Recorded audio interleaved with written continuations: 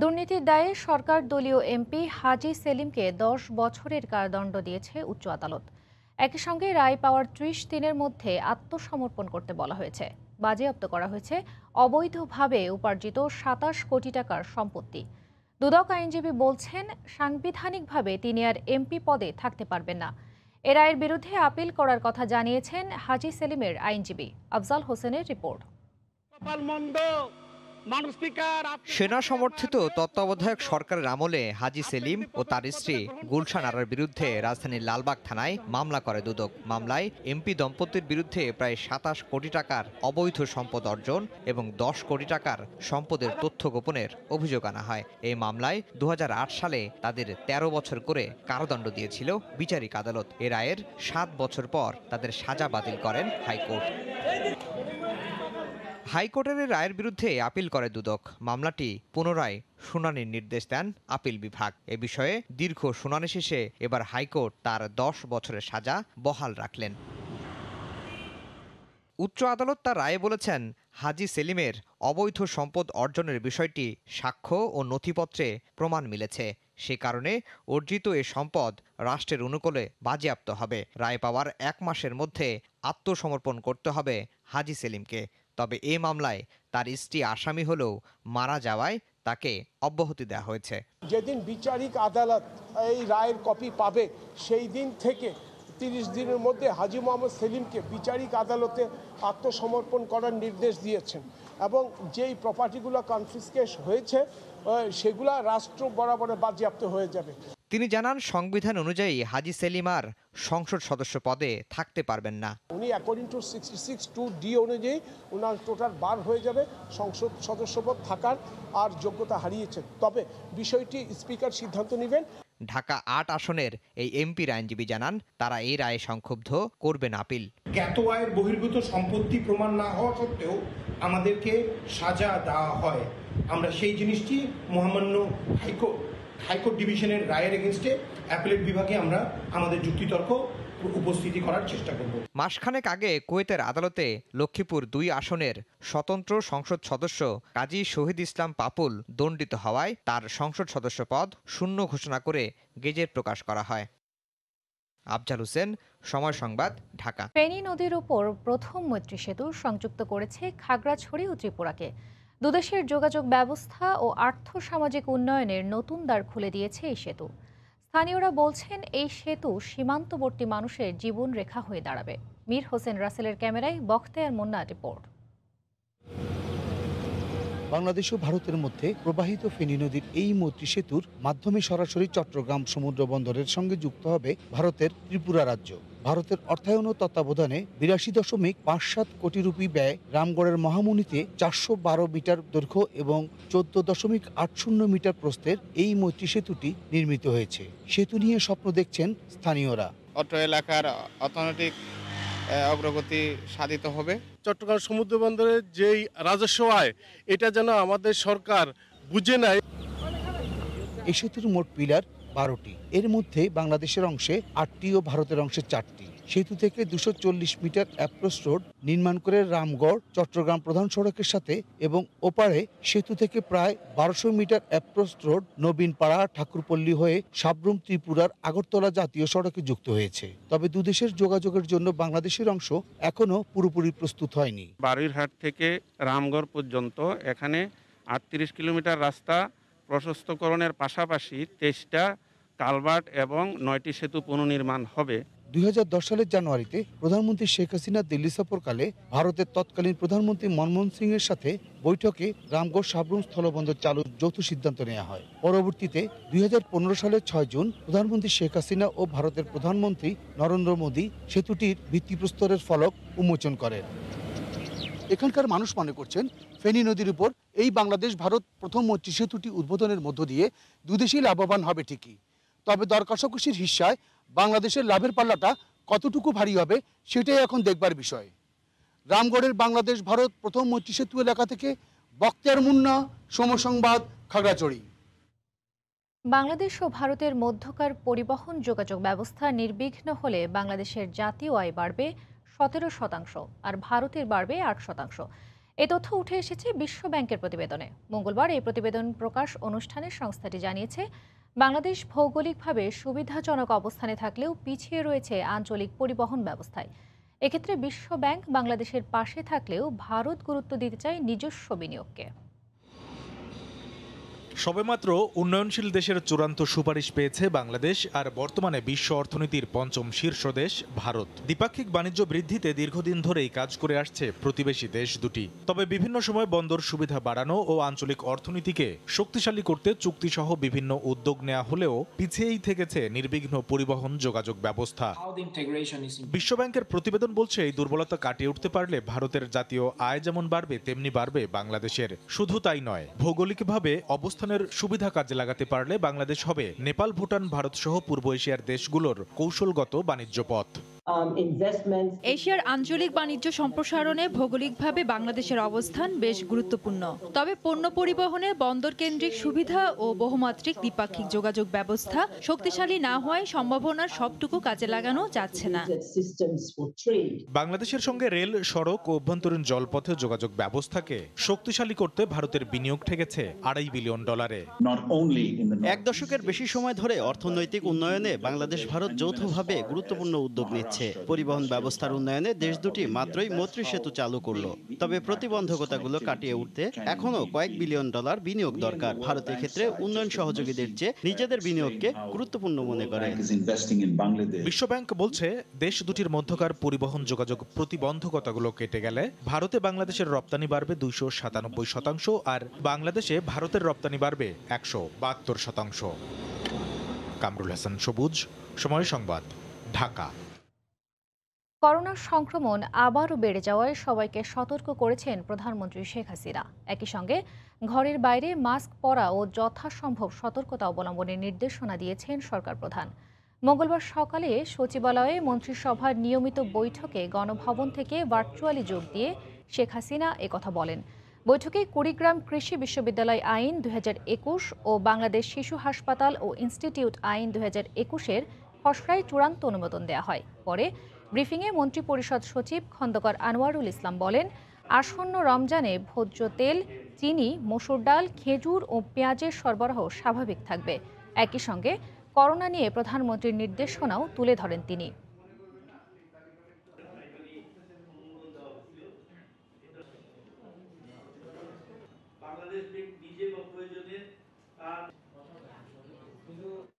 মাননীয় প্রধানমন্ত্রী রিকোয়েস্ট করেছেন, আমি সব জায়গায় বলছি যে আমরা একেবারে যেন খুব কমফোর্ট জোনে আছি, এটা যেন চিন্তা করি না।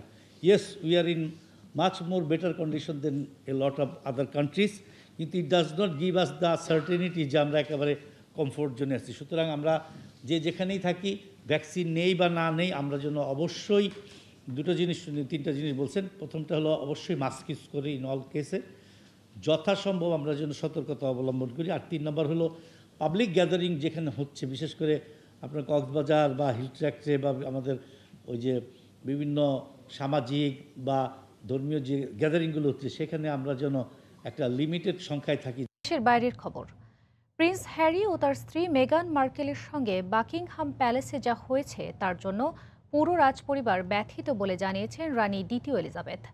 একই সঙ্গে হ্যারি ও মেগানের বর্ণবৈষম্যের অভিযোগকে বেশ গুরুত্ব সহকারে খতিয়ে দেখার নির্দেশ দেওয়া হয়েছে বলে জানিয়েছে বাকিংহাম প্যালেস। ইস্যুটি নিয়ে হ্যারি ও মেগানকে রাজপ্রাসাদে ডাকা হবে বলেও বিবৃতিতে উল্লেখ করা হয়। মার্কিন টকশো উপস্থাপক অপরাহ উইনফ্রের সঙ্গে প্রিন্স হ্যারি ও মেগান মার্কেলের বিস্ফোরক সাক্ষাৎকারের পর বিশ্বজুড়ে আলোড়ন শুরু হয়েছে। রাজপরিবার নিয়ে চলছে নানা আলোচনা সমালোচনা। সাক্ষাৎকারের 2 দিন পর এবার বিষয়টি নিয়ে আনুষ্ঠানিক বিবৃতি দিয়েছে বাকিংহাম প্যালেস। মঙ্গলবার এক বিবৃতিতে বলা হয়, হ্যারি ও মেগান বর্ণবৈষম্যের যে অভিযোগ তুলেছেন তা বেশ গুরুত্ব সহকারে নিয়েছেন রানী এলিজাবেথ। হ্যারি মেগান দম্পতি গেল কয়েক বছর যে চ্যালেঞ্জিং সময় পার করেছেন তার জন্য রাজপরিবারের প্রতিটি সদস্য ব্যথিত বলেও এতে উল্লেখ করা হয়। এমনকি হ্যারি, মেগান ও তাদের সন্তান আর্চি সবসময় রাজপরিবারের ভালোবাসা পাবে জানিয়ে বিষয়টি নিয়ে কথা বলতে তাদেরকে বাকিংহাম প্যালেসে ডাকা হবে বলেও বিবৃতিতে উল্লেখ করা হয়। গেল রোববার এক সাক্ষাৎকারে রাজপরিবারের বিরুদ্ধে বর্ণবৈষম্যের অভিযোগ আনেন হ্যারি ও মেগান। সাক্ষাৎকারে প্রিন্স হ্যারি দাবি করেন রাজপরিবার ছেড়ে যাওয়ার অন্যতম কারণ বর্ণবিদ্বেষ।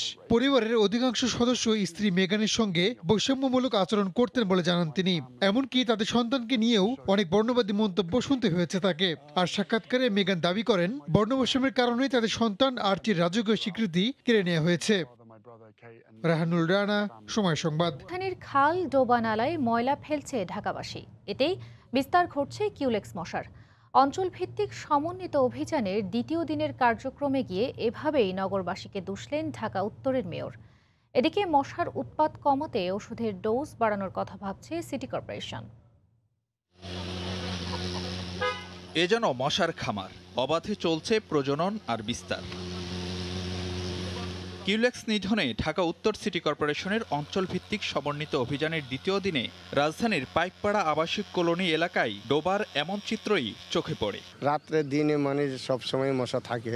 এর সাথে সাথে আমরা যদি নিজেরাও সচেতনতা হই এবং পরিষ্কার পরিচ্ছন্নতা রাখি, তাহলে এটা সফলতা আসবে। মিরপুরের দক্ষিণ বিশিল এলাকায় গিয়ে দেখা যায় ভাগাড়ে পরিণত গোদাবাড়ি খালি এলাকায় মশা উৎপাতের অন্যতম কারণ। অনেক ভাড়াটেরা ময়লা আবর্জনা ফালানোর কারণে মশাটা কিন্তু উৎপাদন, ঠিক আছে, তাদের সবাইকে বলা হয়েছে, কিন্তু তারা মশাগুলা এই ময়লাগুলা এই খালেই ফালাইতেছে। যদি অভিযান করে প্রায় তাহলে আর আমরা একটু শান্তিতে ঘুমাইতে পারবো বাসায়। জলাশয়গুলোর এমন হালে ক্ষুব্ধ মেয়র বললেন, নগরবাসীর ডোবা নালা খালে আবর্জনা ফেলা বন্ধ না করলে নির্মূল হবে না মশা। এছাড়া মশা নিধনে ওষুধের ডোজ আরও বাড়ানো যায় কিনা তা বিবেচনা করা হচ্ছে বলেও জানান তিনি। এই খালগুলো কিন্তু সবাই ইউজ করছে ডাস্টবিন হিসাবে। আমরা এখানে এসেছি, এখানে আপনাদের নৌকার মাধ্যমে করে দুই পারগুলোকে আমরা লার্ভিসাইড করে দেওয়া হচ্ছে। আমাদের যেসব জায়গাতে মানুষ যেতে পারছে না ওখানে ফগিং করার পরে আমরা লার্ভিসাইড করে দেওয়া হবে। উত্তর সিটির অঞ্চল ভিত্তিক এই অভিযান চলবে আগামী 16 মার্চ পর্যন্ত। অভিযান কার্যক্রম পর্যবেক্ষণে তৃতীয় পক্ষ নিয়োগ দেওয়া হয়েছে বলে জানান মেয়র। ফারুক ভাইয়া, রবিন, সময় সংবাদ। বছরে হজে যেতে গেলে আগে থেকে করোনা টিকা নিতে হবে বলে জানিয়েছে সৌদি সরকার। আর এক্ষেত্রে দেশে ভ্যাকসিনেশন শুরু হওয়ায় হজ পালনে অনুমতি পাওয়ায় বাংলাদেশ এগিয়ে থাকবে বলে মনে করছে ধর্ম মন্ত্রণালয়। তবে নিবন্ধিত 40 বছরের কম বয়সীদেরও টিকা দেওয়ার নিশ্চিতের আহ্বান জানিয়েছে হাব। হাজিরা শিউলির রিপোর্ট। করোনা ভাইরাসের কারণে গেল বছর সৌদি আরবের বাইরের কেউ হজ করার অনুমতি পাননি। সম্প্রতি সৌদি স্বাস্থ্যমন্ত্রীর এক আদেশের বরাত দিয়ে দেশটির স্থানীয় পত্রিকা সহ বিভিন্ন গণমাধ্যম জানায় হজে যেতে হলে করোনা ভ্যাকসিন গ্রহণ হবে মূল শর্ত। গেল ফেব্রুয়ারি থেকে সরকার করোনা ভ্যাকসিন দেওয়া শুরু করায় বাংলাদেশিরা এবছর হজ পালনে সুবিধাজনক অবস্থানে থাকবে বলে মনে করছে ধর্ম মন্ত্রণালয়। করোনা পরিস্থিতিতে 2020 সালে হজে যেতে চূড়ান্তভাবে নিবন্ধন করেন 67,000, এর মধ্যে টাকা ফেরত নেন 5,000। যদিও এবার কতজন হজ পালনের অনুমতি পাবেন সেটি নিশ্চিত নয়। তবে সৌদি সরকার অনুমতি দিলে নিবন্ধিত 62,000 জন প্রথমে অগ্রাধিকার পাবেন বলে জানিয়েছেন অতিরিক্ত সচিব। আমরা আশাবাদী যে সৌদি সরকার বাংলাদেশ থেকে হাজি নিবে। কত নিবে এটা আমরা এখনো কনফার্ম না। আমরা আমাদের ডিপ্লোম্যাটিক চ্যানেলে আমাদের হজ মিশন থেকে আমরা চেষ্টা করতেছি অ্যাকুরেট ফিগার জানার জন্য। কোটা হচ্ছে 1,37,000। যদি তারা 1,37,000ই আমাদের কাছ থেকে নেয়, আমরা পাঠাতে পারবো, আমরা প্রস্তুত। আর 2020-এ প্রায় 62,000 হাজি রেজিস্ট্রেশন করেছিল, তারা যেতে পারেনি। ওই 62,000 হাজি আমরা টপ প্রায়োরিটি দেব। 2 ডোজ টিকা নিতে সময় লাগায় নিবন্ধিতদের পাশাপাশি প্রাক নিবন্ধিতদের একাংশকে অগ্রাধিকার ভিত্তিতে টিকা দেওয়ার আহ্বান জানিয়েছেন হাব সভাপতি। টিকা দিয়ে যদি হজে যাওয়া যায়, আগামী 2021 সালের হজে সৌদি আরবের রিকোয়ারমেন্ট ফুলফিল করার ক্ষেত্রে আমরা অনেক এগিয়ে আছি। এখনই এই 62,000 হজ যাত্রীদেরকে টিকা প্রদান করা উচিত। আমাদের যে প্রাক নিবন্ধিত আছে ক্রমানুসারে, সেখান থেকে 10-20,000 হজযাত্রীর ভ্যাকসিন দিয়ে প্রস্তুত থাকা উচিত বলে আমি মনে করি। যাদের বয়স 40-এর নিচে তাদের জন্য বিশেষ ব্যবস্থা করার জন্য আমরা স্বাস্থ্য মন্ত্রণালয়, ধর্ম বিষয়ক মন্ত্রণালয়কে অনুরোধ করেছি। হজে যেতে এ পর্যন্ত 1,77,000 জন প্রাক নিবন্ধন করেছেন। হাজিরা শিউলি, সময় সংবাদ, ঢাকা। এক সপ্তাহের ব্যবধানে দেশের বাজারে আবারও কমল স্বর্ণের দাম। এবার প্রতি ভরি স্বর্ণের দাম কমল 2,000 টাকা। এ নিয়ে চলতি বছর 3 ধাপে ভরি প্রতি স্বর্ণের দাম 5,540 টাকা কমালো বাংলাদেশ জুয়েলার্স সমিতি বাজুস।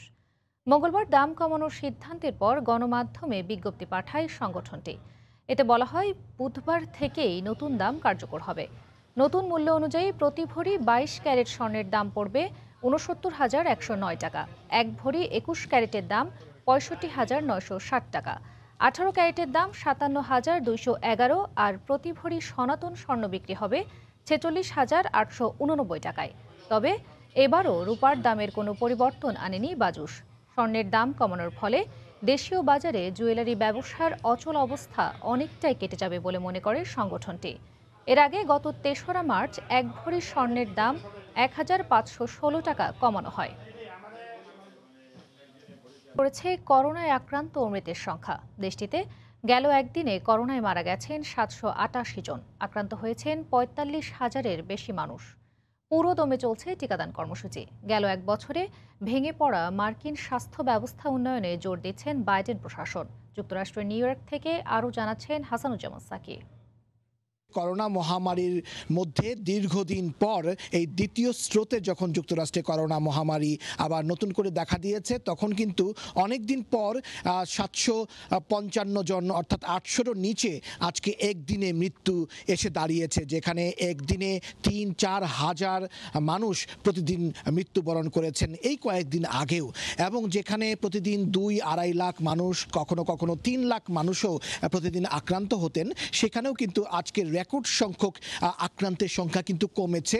আমরা দেখতে পাচ্ছি ওয়ার্ল্ড ও মিটারের তথ্য অনুযায়ী আজকে 45,000-এরও কিছু বেশি মানুষ আক্রান্ত হয়েছেন। টিকা যেভাবে ব্যাপক হারে যুক্তরাষ্ট্রে দেয়া হচ্ছে, সেটি একটি বড় ভূমিকা রাখছে বলেই এখন মনে করছেন সবাই, কারণ যুক্তরাষ্ট্রে কিন্তু ব্যাপকভাবে করোনার টিকা দেয়া হচ্ছে। ফাইজার এবং বায়োএনটেকের টিকা, তার পাশাপাশি মডার্নার টিকা এবং জনসনের টিকারও অনুমোদন দেওয়া হয়েছে। সারা বিশ্বেই যে করোনার যে টিকা, সেই টিকার পরে যে প্রভাব, সেটি তো একটা সাধারণ এবং কমন। সেখান থেকে হয়তো এই যে গাইডলাইন, সেই গাইডলাইন হয়তো কখনো কখনো বাংলাদেশ এবং বাংলাদেশের বাইরে বিদেশে যেসব প্রবাসীরা টিকা গ্রহণ করেছেন তাদের ক্ষেত্রেও কিন্তু সমানভাবে কার্যকর হতে পারে, কারণ বিশ্ব স্বাস্থ্য সংস্থার একটি গাইডলাইনের পরেই একটি দেশের যে রোগ সংক্রমণ যে দপ্তর আছে তারা কিন্তু সেই গাইডলাইনটি তৈরি করেন। হাসানুজ্জামান সাকি, সময় সংবাদ, নিউ ইয়র্ক। করোনাকালে ইতালিতে প্রায় 4.5 লাখ মানুষ চাকরি হারিয়েছেন, তার মধ্যে 3 লাখের বেশি নারী রয়েছেন। দেশটিতে কর্মক্ষেত্রে সবচেয়ে বেশি এগিয়ে রয়েছেন ফিলিপিন্সের নারীরা, আর সবচেয়ে পিছিয়ে বাংলাদেশের প্রবাসী নারীরা। রোম থেকে জুমানা মাহমুদের রিপোর্ট। কোভিড-19-এর থাবায় লণ্ডভণ্ড ইতালির অর্থনৈতিক ব্যবস্থা। অর্থনীতির মেরুদণ্ড ভেঙে পড়ায় চাকরিচ্যুত করার সংখ্যাও বাড়ছে। সবচেয়ে বেশি কাজ হারাচ্ছেন নারীরা। 2020 সালের শেষ মাসেই 99,000 নারী শ্রমিক চাকরি হারিয়েছেন। পুরো বছরে চাকরি হারানো নারীদের সংখ্যা প্রায় 3,12,000। ইতালির মারিও দ্রাগি সরকার চাকরিচ্যুত নারী শ্রমিকদের কাজে ফিরিয়ে আনার চেষ্টা চালাচ্ছে। সরকার বলছে, নারী শ্রমিকদের কাজে পুনর্বহাল কিংবা চাকরিতে নিলে সরকার ট্যাক্স মওকুফের বিষয়টি বিবেচনায় আনবে। শুরু থেকে এই সরকার নারী পুরুষের সমান অধিকারের কথা বলছে, তাই 23 সদস্যের মন্ত্রী পরিষদে 8 জন নারী মন্ত্রী নিয়োগ দেওয়া হয়েছে।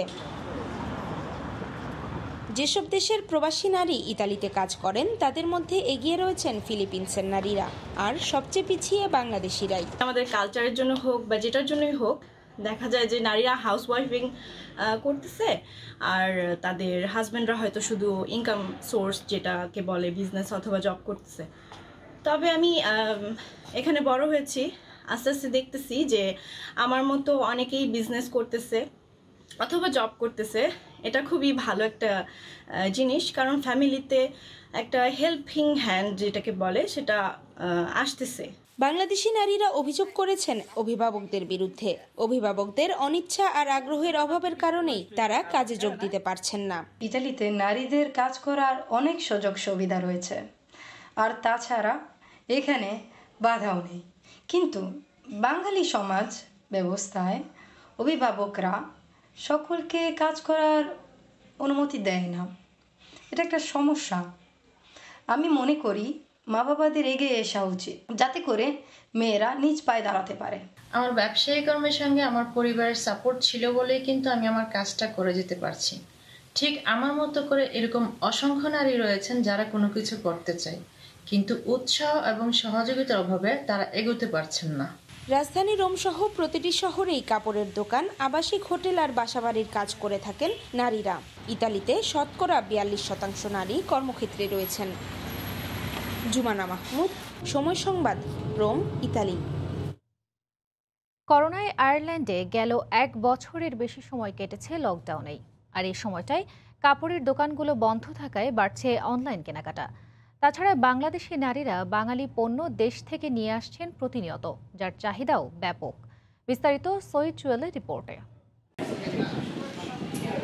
আয়ারল্যান্ডে এমনও সময় গেছে যখন ইচ্ছে থাকার পরও কেবল খরচ বেশি হওয়ায় বাংলাদেশ থেকে অনেকেই দেশীয় পোশাক পার্সেল করে নিয়ে আসতে চাইতেন না, কিন্তু গেল কয়েক বছরে এ জায়গায় এসেছে ব্যাপক পরিবর্তন।